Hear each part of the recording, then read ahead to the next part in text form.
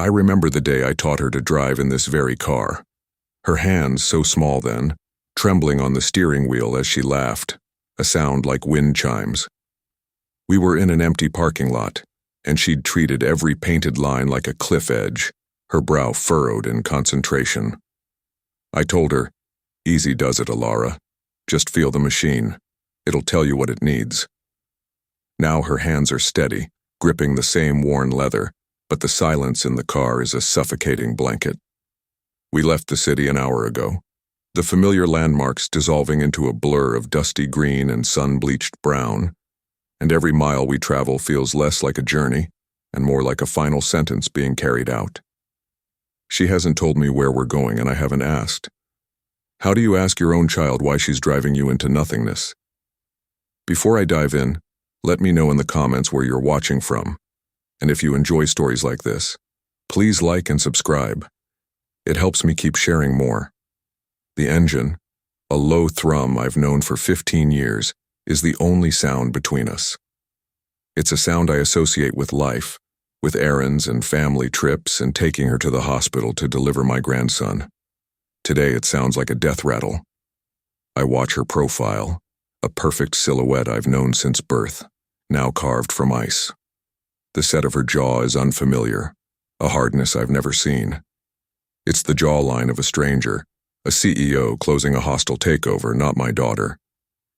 "It's a nice day for a drive," I say, the words feeling foolish and hollow as soon as they leave my lips. Alara doesn't turn. She just gives a slight, sharp nod. "The weather is fine, Dad." Dad. She says it like a title, not a name. A designation for a role I no longer fill. The warmth is gone, scraped out, leaving only the cold, formal shell. I try again, my voice softer this time. "Are you all right, sweetheart?" "You've been quiet." This time she glances at me, and the look in her eyes is a physical blow. It's not anger. It's not sadness. It's a chilling, profound indifference, as if she were looking at a piece of furniture she was about to discard. "I'm fine," she says, her gaze snapping back to the road. "We're almost there." There. The word hangs in the air, heavy with unspoken meaning. We pass a rusted sign, its letters long since peeled away by the sun and wind. There's nothing out here. No houses, no stores, just cracked asphalt stretching toward a horizon that shimmers with heat. This isn't a place you go to. It's a place you leave people. A knot of cold dread tightens in my gut. This isn't about a pleasant drive. This isn't an awkward conversation that needs neutral ground. This is something else entirely. Something methodical. What would you have done if your own child looked through you like you were already a ghost? Would you have screamed? Would you have demanded answers? I just sat there, my hands clasped in my lap, feeling the tremor in my fingers. My silence felt like a betrayal of my own survival, but my voice was trapped behind a wall of disbelief. The car slows, turning off the main road onto a gravel path barely wide enough for one vehicle. The tires crunch over the stones, a sound that feels unnervingly loud after the smooth hum of the asphalt. Dust billows up behind us, a brown cloud erasing our path, ensuring no one can follow. She pulls to a stop. The engine cuts out. The silence that rushes in is absolute, a physical pressure against my eardrums. We are utterly, terrifyingly alone. She turns to me, her face unreadable, her movements calm and deliberate as she unbuckles her seatbelt. "Okay," she says, her voice as flat and empty as the landscape around us. "Get out." I stare at her, my mind refusing to process the words. It feels like a line from a movie, too harsh and cruel for the real world, for a daughter to say to her father. "What?" I whisper, the sound raspy. "Get out of the car," she repeats, a flicker of impatience in her tone now. "Here? Alara, there's nothing here. What is this?" A strange, bitter smile touches her lips, but it doesn't reach her eyes. "That's the point, Dad. It's what you deserve. Nothing." The word deserve hits me harder than a fist. Deserve? For what? For funding her education? For giving her the down payment on that opulent apartment she now lives in, the one still under my name, for raising her alone after her mother passed. The questions swarm in my mind, but they die on my tongue. I see now that reasoning is not on the table. This is not a discussion. It's a verdict. Her hand moves to the door handle. I have to get back. Julian is expecting me. Julian, her new husband, a man with a smile as bright as a freshly sharpened knife and eyes that never seem to blink. I see his influence now, a poison that has worked its way through her veins, turning my daughter into this cold, efficient executioner. Slowly, my old bones protesting, I open the door. The dry, hot air hits me, smelling of dust and sun-baked earth. I step out onto the uneven gravel, my worn leather shoes unsteady on the shifting stones. I look at her, one last time, searching for a flicker of the little girl who held my hand, the young woman who cried on my shoulder. I find nothing, just a void. "Ilara, please," I manage to say, my voice cracking. She doesn't answer. She simply leans across the passenger seat, pulls my door shut with a solid final thud and locks it. Then she starts the car. The engine roars to life, startling a bird from a withered bush nearby. It's the only sign of life for miles. She doesn't look at me again. She puts the car in reverse, expertly navigating the turn, and drives away. The cloud of dust rising behind her like a final curtain call. I stand there, a lone figure on a road to nowhere, watching the car that holds my entire world shrink into a distant speck until it's gone. The silence returns, heavier than before. I am 72 years old. My heart isn't what it used to be, and my left knee aches with a pain that bites deeper when the air gets cold. The sun is beginning its slow descent, painting the sky in hues of orange and purple, a beautiful, mocking spectacle. I have no water. My phone is on the charger in the car. She knew that. I think about her, driving back to the city, back to her soft life, back to that beautiful apartment I secured for her, the one still in my name. The rage I should feel is absent, replaced by a profound, hollowing sorrow. I don't shout. I don't cry. I remain silent, just as the title of my life story seems to be demanding. As the last sliver of sun disappears below the horizon, plunging the world into a deep, inky blackness, a chill snakes up my spine that has nothing to do with the dropping temperature. It's the kind of cold that comes from absolute vulnerability. It's then that I hear it, a sound that cuts through the cricketless silence. It's not an animal. It's not the wind. It's the distinct, deliberate crunch of gravel under a heavy boot, somewhere nearby in the suffocating darkness. And it's getting closer. My heart hammered against my ribs, a frantic drumbeat in the crushing silence. Every rational thought evaporated, replaced by the primal terror of a cornered animal.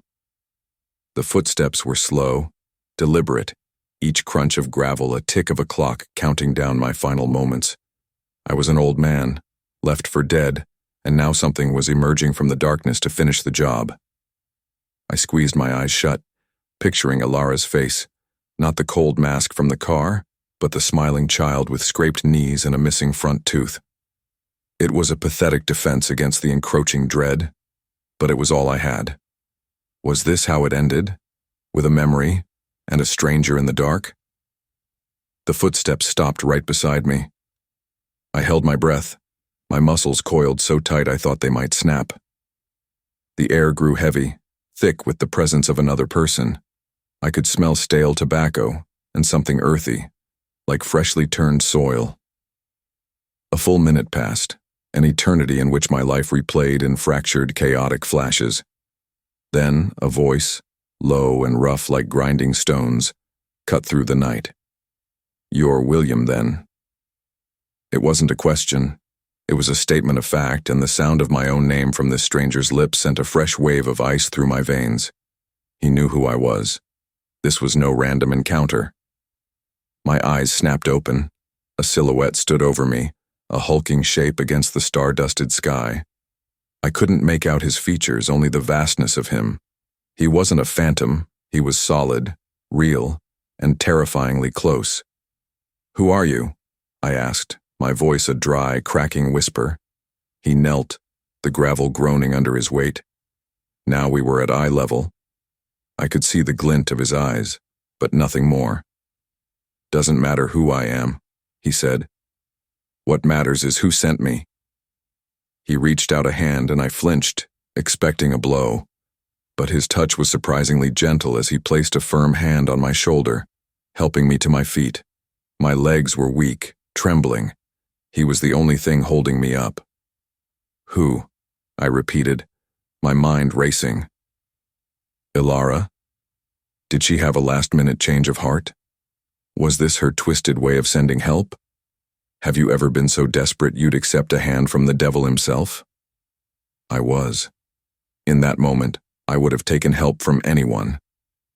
"Julian sent me," he said, and the name landed like a punch to the gut. Julian. Of course. This wasn't a rescue. This was another move in a game I didn't even know I was playing.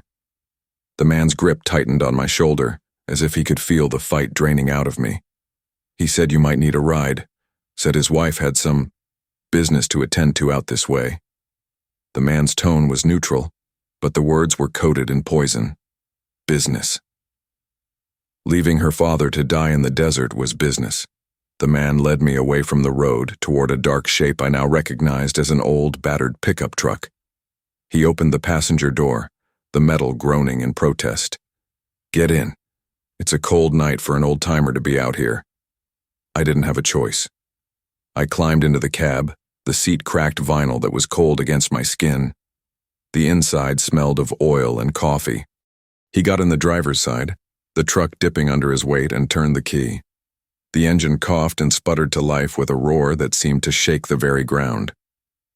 He didn't turn on the headlights right away, navigating the first few hundred feet of the dirt path in near total darkness. "Where are you taking me?" I asked, my voice steadier now, fueled by a rising, slow-burning anger. "Someplace safe," he grunted, finally flicking on the lights.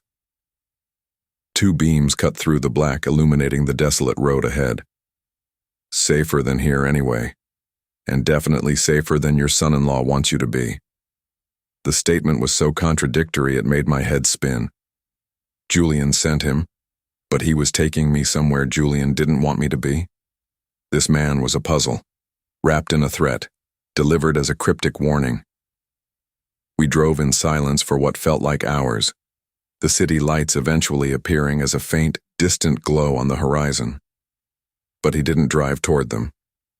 He skirted the edges of civilization, sticking to dark, unlit back roads until he pulled into the parking lot of a rundown motel. A neon sign flickered erratically, buzzing like a dying insect, spelling out Starlight Inn. Half the letters were dark. "This is you," he said, killing the engine. "Room 7. It's paid for a week." He handed me a cold, brass key attached to a worn plastic tag. "A week? Why?" "I need to go home." He turned to look at me, and in the flickering neon glow, I finally saw his face. He was older than I thought, his features weathered and creased like an old map. His eyes were a startlingly pale blue, and they held a strange mix of pity and steel. "You don't have a home to go to right now, William," he said, his voice softer than before. "Julian and your daughter are making sure of that. The handyman is coming in the morning." I stared at him, confused. "The handyman? What are you talking about?" He gave a grim, humorless smile. "They're not fixing a leaky faucet. They're erasing you, changing the locks, clearing out your things. By tomorrow, that apartment of hers, the one in your name, won't have a single trace of you left in it. Legally, you won't exist there." The finality in his voice was a physical blow. This wasn't just abandonment. It was a complete and total erasure. He had delivered his message.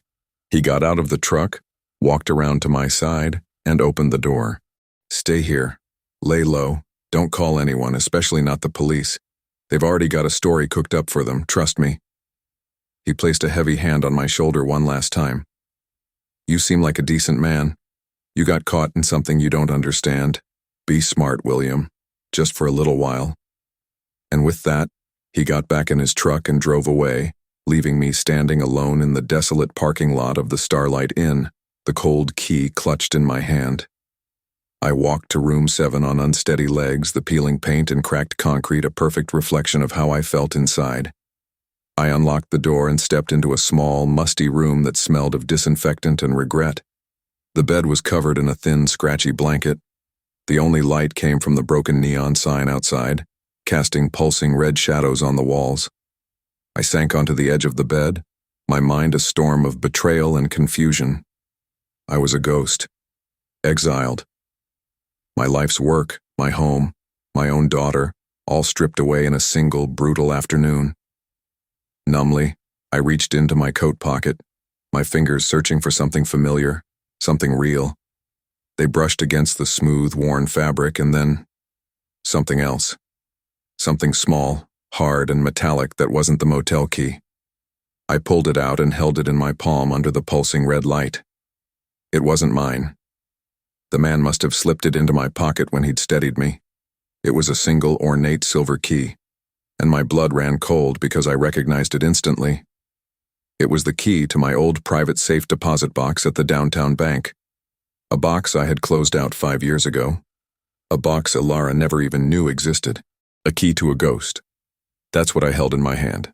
The cold bite of the metal, a stark contrast to the feverish heat of my confusion.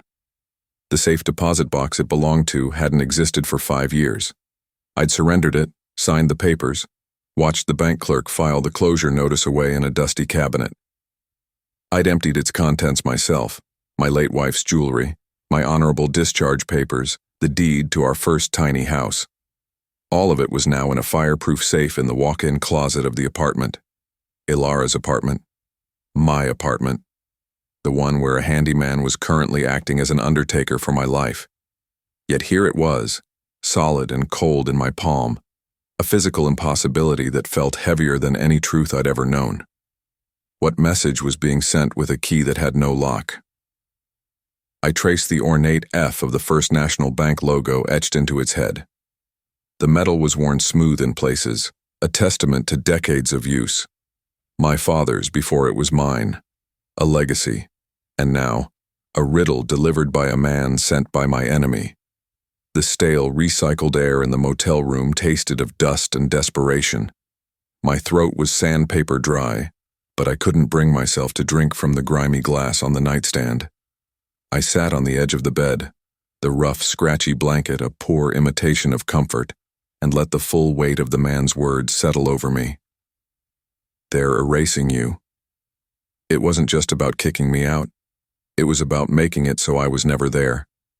Every photograph of me on the wall, every book I owned, every piece of clothing, all of it would be gone. They would scrub my existence from that home like a stubborn stain. Julian's plan was chilling in its precision.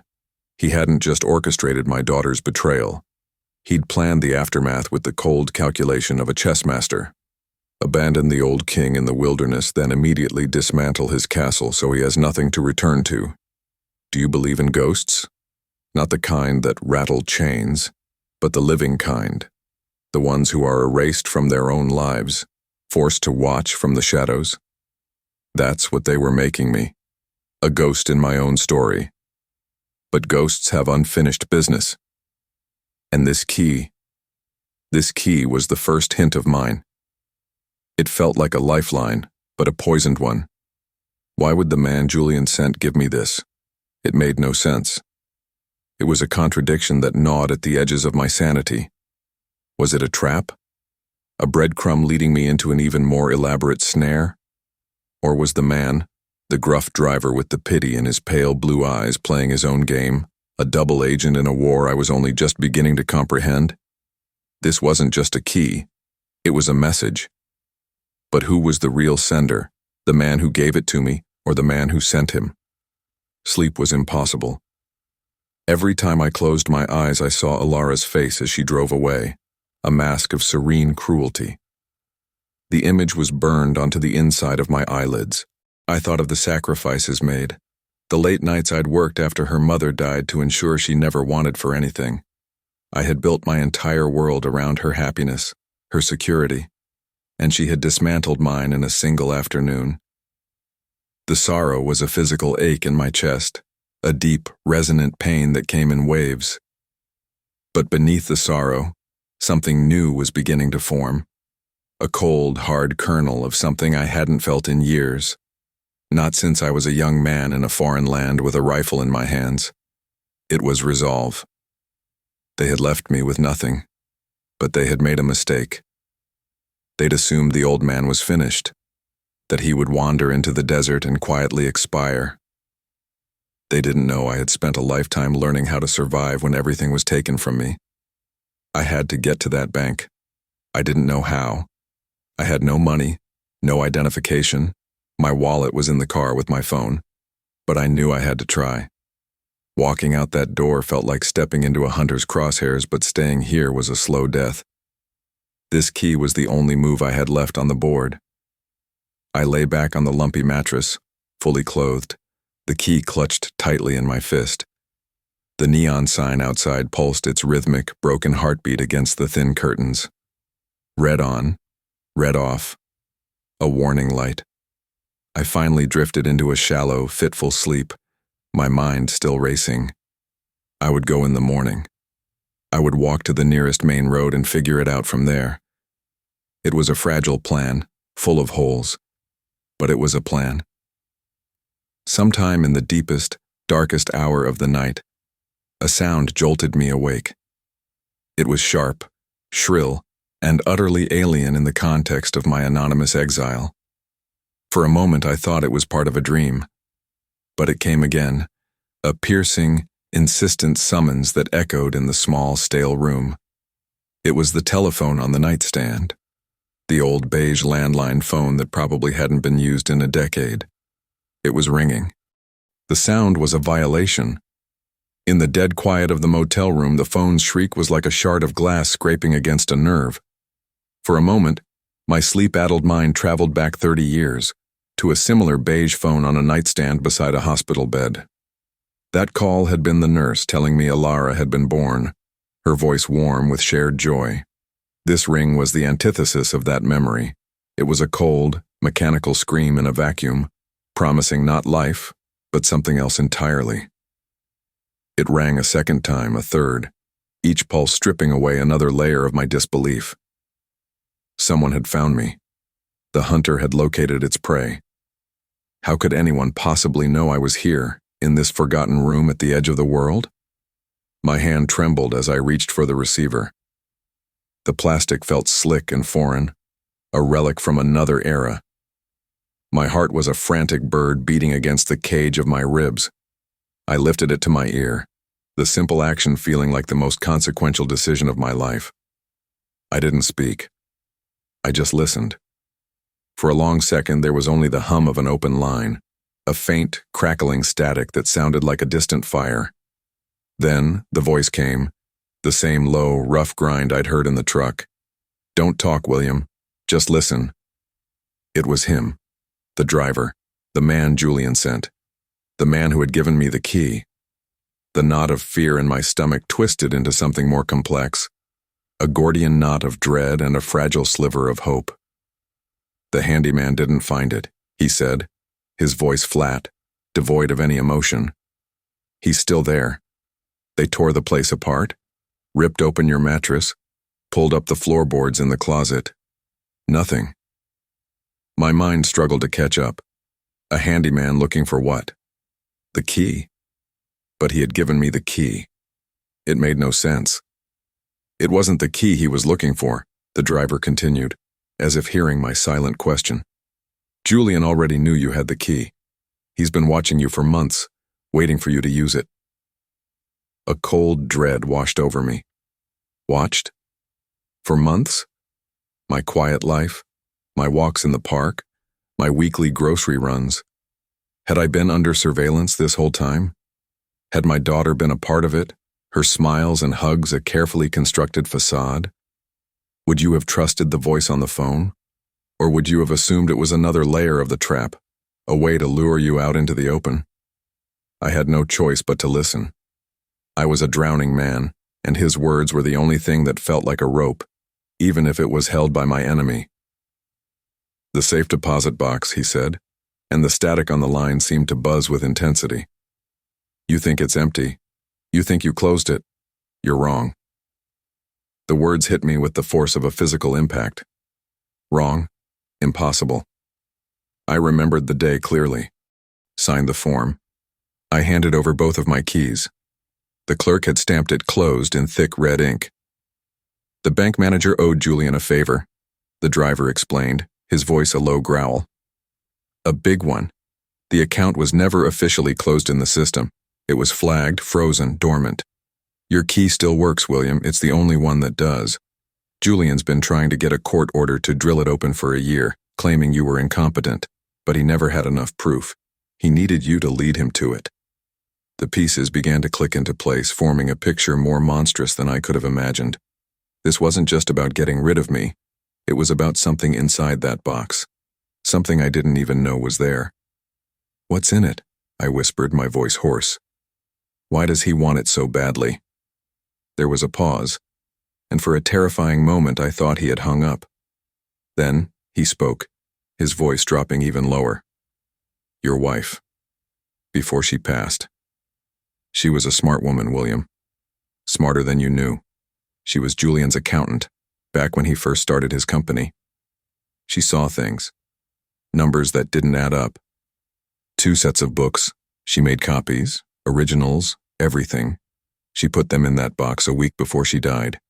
It was her insurance policy. For you. For Ilara. My wife Evelyn, my quiet, gentle Evelyn. An accountant, yes. But I never imagined she had seen the snake in the garden long before I had. She had tried to protect us from beyond the grave, and I had been completely oblivious. The grief I felt was sharp and sudden, mingled with a profound sense of awe. She had left me a weapon, and I hadn't even known I was at war. "Julian is ruined," the driver stated simply. "His company is a house of cards, and the wind is picking up. Those papers are the only thing that can prove the fraud that's keeping it all afloat. Without them, he goes to prison. Everything he's built, the life he's given your daughter, it all turns to dust." And Ilara, my daughter, she had chosen the dust. She had chosen the lie, the fraud, the man who had corrupted her over her own father. She had driven me to my death to protect a criminal. The betrayal was so absolute, so profound, it left me breathless. "Why are you telling me this?" I asked, the question tearing from my throat. "Why are you helping me?" "Let's just say Julian and I have a disagreement about how business should be conducted," he said, his voice laced with a coldness that had nothing to do with me. He crossed a line, and I don't like seeing an old soldier get played. He knew about my military service. He knew everything. "Go to the bank in the morning," he commanded. "First thing when it opens. Don't look over your shoulder. Just walk in like you own the place. They'll be watching the building, but they won't make a move in public. Julian's too smart for that. Get the papers, then disappear. I'll find you." "How will I?" "I'll find you," he repeated, cutting me off. "Now listen carefully. After you hang up, wedge the chair under the doorknob. Don't open it for anyone, and William, throw the key. Get rid of it as far away as you can." I was stunned. "What? But you just said—" "The key I gave you is a fake," he said, the words a final, shocking twist of the knife. "A perfect copy. Julian's men have been searching your apartment for the real one. They think it's hidden there. They don't know you carry it with you every day." My blood ran cold. I instinctively reached for the thin chain around my neck, tucked under my shirt, the one I'd worn for 40 years. On it were my dog tags from the army, and another, smaller, identical silver key. The real key. Evelyn had given it to me, told me it was a spare for a storage locker we'd rented, a place she kept her old family heirlooms. Another lie. A lie to protect me. A lie I had never once questioned.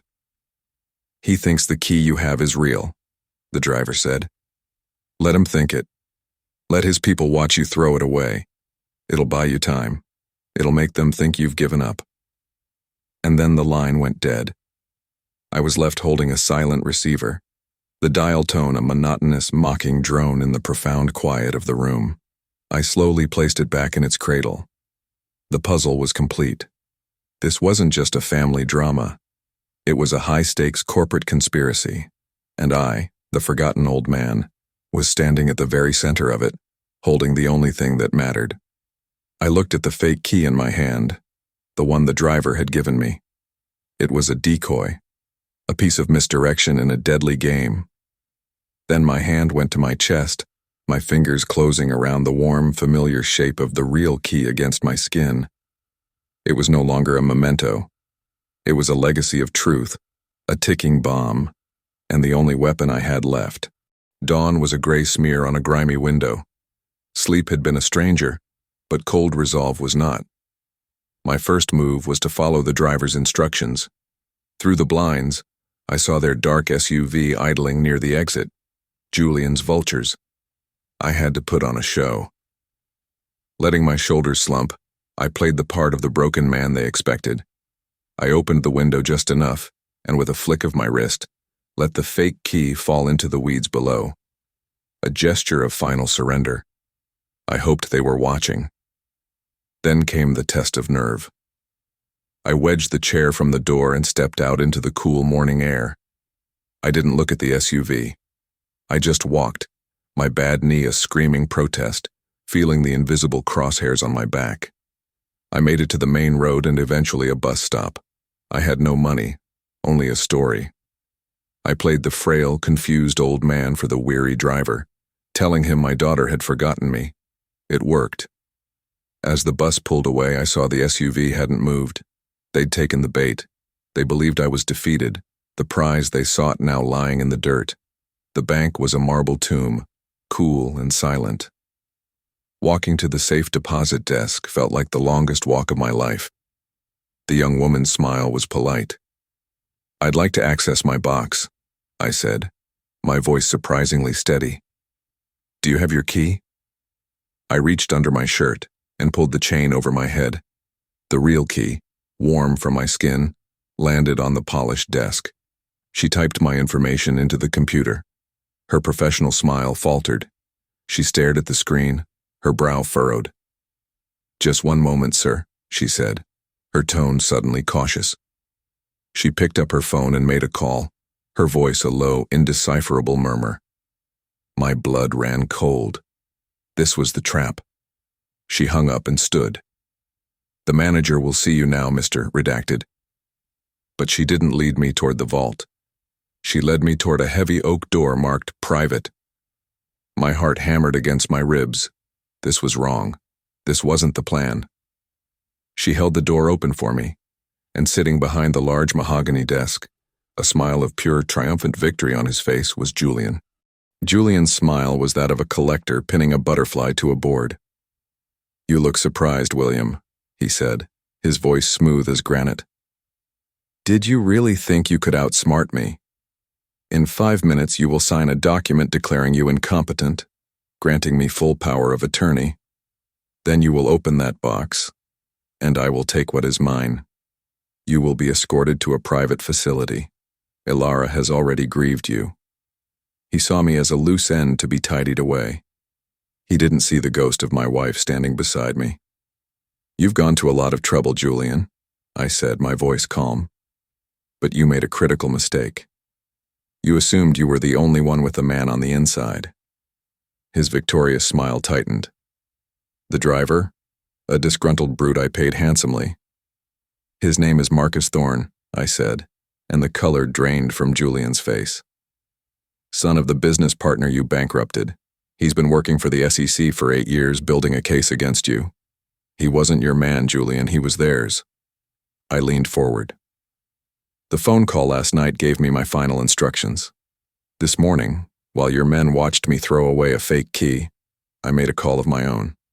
I sent a handyman to the apartment, the one still in my name." Julian just stared, speechless. "He's not there to change the locks," I said.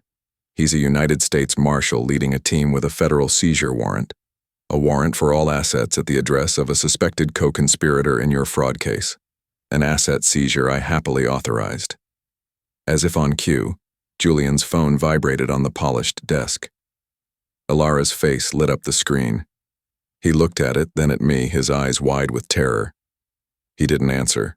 It rang again, and again. The unanswered cries had begun. The office door opened. It was Marcus, no longer a driver but an agent in a suit flanked by two others. He looked past Julian and gave me a slight, respectful nod. Then his eyes, glinting with a justice years in the making, settled on the man who had destroyed his family. "Julian Mays, you're under arrest for securities fraud." I stood and walked out, leaving the ruin of a man to face his ghosts. I retrieved my wife's papers from the box, her final act of protection. The greatest betrayals aren't a single violent act, but a series of quiet choices that lead you down a deserted road. But sometimes what you think is an ending is just the beginning of a reckoning. What do you think Alara deserves? Let me know your thoughts in the comments below.